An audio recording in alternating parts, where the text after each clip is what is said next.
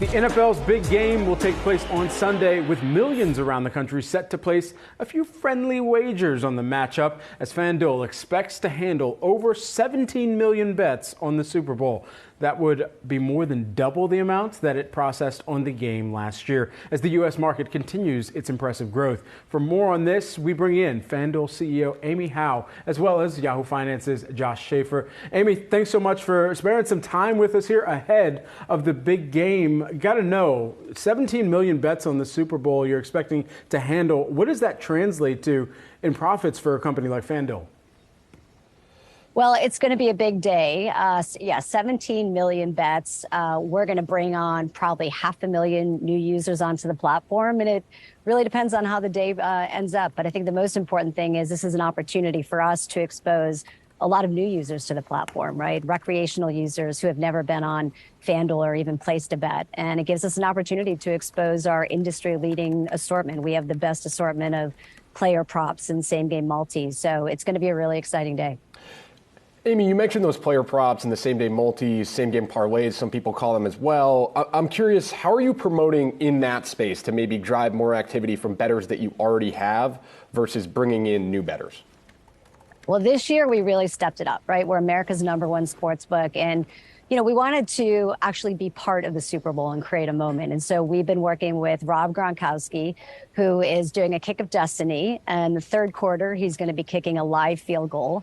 And anybody who places a bet on FanDuel for $5 or more will have an opportunity to win a portion of $10 million. And it has just been so exciting. Rob's been here all week at Radio Row, and he's taking customers on this journey with us. So we're very excited about that. What have you seen in the cost to acquire some of those new customers, as that was one of the kind of big cost considerations for companies within this sports betting industry? Yeah, I mean, listen, a big part of why we're leading right now is two factors. One is we have a scale advantage. On average, we had about a 45% share of the market last year, but we've been able to do that more efficiently to the tune of 25% than many of our competitors. And so, you know, Super Bowl or not, we're always thoughtful about what are we spending to acquire customers. But this is a major event, right? So we'll bring new users onto the platform that we then have an opportunity to go on and introduce to March Madness, and the Kentucky Derby's right around the corner this year. We have a racing product that's integrated into Sportsbook. So 4 million users are a tap away from the Derby. So there's lots of considerations that go into it, but it's going to be a big day. Amy, it feels like over the last year, the promotional environment has changed a little bit when we talk about that cost to acquire a customer, as far as maybe not the flashy sign-on bonuses that we saw last year here in New York and some of those bigger things where you're spending a lot to acquire those customers. How have you kind of seen that develop in the space, and where do you feel like you have taken advantage of that? Yeah, I mean, I think the market obviously is very focused on path to profitability if you're any tech company right now. And we have done what has worked very well for us, right? We've been able to bring customers very efficiently onto the platform. We had a head start with both our brand and our DFS database, 14 million users. We have seen some pullback from competitors. I think that, you know, the pressure's on, and with California not legalizing, nobody gets a free pass this year. So it's actually played to our advantage, because we've always been very disciplined about what deals we've done and how we're bringing customers into our network. And another way it seems like you're bringing customers in your network is through the content. Last year, you had Pat McAfee screaming behind you. We don't quite hear him yet this year. But I'm curious how you're looking at content spend. Is that something that you view as something that you're going to make a profit off eventually from just content? Or is it all about pushing content and gambling to get people to gamble on the book?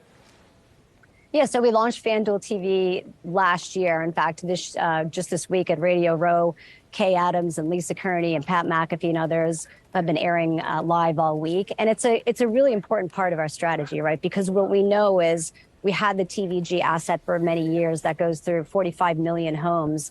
And when you bring great content together with a great betting product, we know it ultimately drives engagement. So it's a critical part of our strategy, and we're just getting going. Amy, I just got to know, who is the CEO of FanDuel betting on for the Super Bowl? Well, since my Buffalo Bills are not in the Super Bowl, listen, I have to say I'm going to go with where the money's flowing, which is to the Philadelphia Eagles. 75% of the player props are on the Eagles this year. So I think they're going to edge out the Kansas City Chiefs.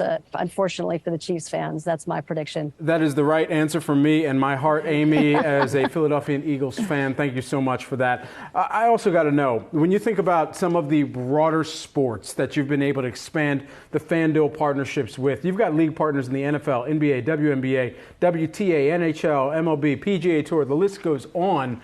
Then you start to think about where those other opportunities, especially in the broadcast realm, come on the fray. And naturally, I think about this combination between the CW and LIV golf. Is anything kind of LIV golf, is that a not touch asset right now, even if it is something where you've got some of the top golfers in the world that are on that tour? Listen, we have a great partnership with the PGA. In terms of how we look at these deals in general, it all comes down to what role the category and the sport plays for us. And so we evaluate each of them on a deal by deal basis. But, golf's a nice little part of our portfolio, and we see that growing over time. And Brad's talking a little bit about the broadcasting too, right? I mean, when we talk about FanDuel TV and what FanDuel TV can become, do you see yourself trying to broadcast games at some point? Is that eventually where we're headed way down the line? Are you going to want to have games on that screen where fans can also bet on them? How are you seeing that? I think in general, the integration, right? What we know works is when you have a live broadcast, the integration of great betting content, and then the app all, working seamlessly together. We know that drives better engagement. So I think, there's a lot still that needs to play out, but we know that formula works. We've proven it through TVG. We have the leading horse racing product in the country right now. And so exactly how that plays out, I think, remains to be seen, but we know the formula works. Amy, the headline is going to read that the CEO of FanDuel bleeds green going into the Super Bowl here. Thank you so much for joining us here this morning, as well as Yahoo Finance's Josh Schaefer. We appreciate it and enjoy the game. Thank you, guys.